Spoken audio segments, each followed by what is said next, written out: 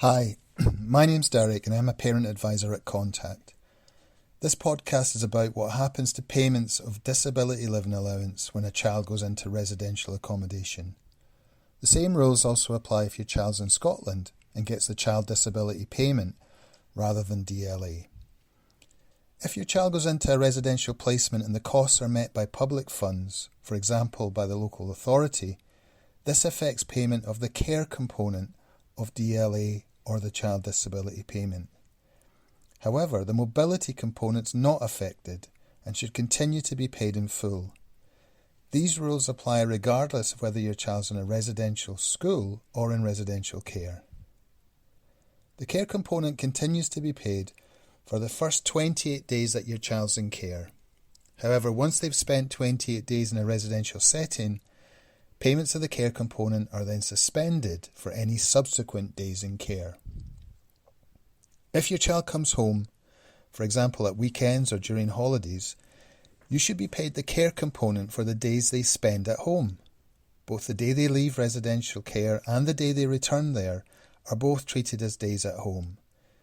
So if your child comes home on a Friday and returns to the residential placement on a Monday, they will be treated as having spent 4 days at home, and you would get 4/7 of the care component for that week. The DLA unit, or Social Security Scotland, will ask you to provide details of when your child was in residential accommodation and when they were at home, and they will pay you the care component that you were owed as arrears once they've received that information from you.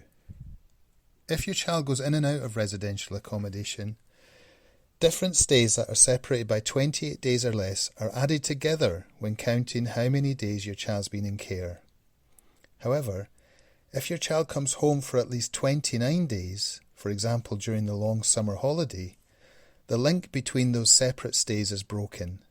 This means that the next time they return to residential accommodation after a long stay at home, the care component can once more be paid for the first 28 days in care. The rules I've outlined here only apply to stays in residential accommodation. DLA and Child Disability Payment are not affected where a child under 18 is in hospital. Sometimes a child who's in a residential placement that's fully funded by the NHS will fall under the hospital rather than the residential accommodation rules. This will depend partly on the funding of the placement and partly on the type of care that they receive. The rules are complicated, so contact our free helpline on 0808 808 3555 if this applies to you. You can find out more about how DLA and other benefits are affected by a stay in residential accommodation. See our benefits webpage about changes in circumstances at contact.org.uk. Thanks a lot for listening.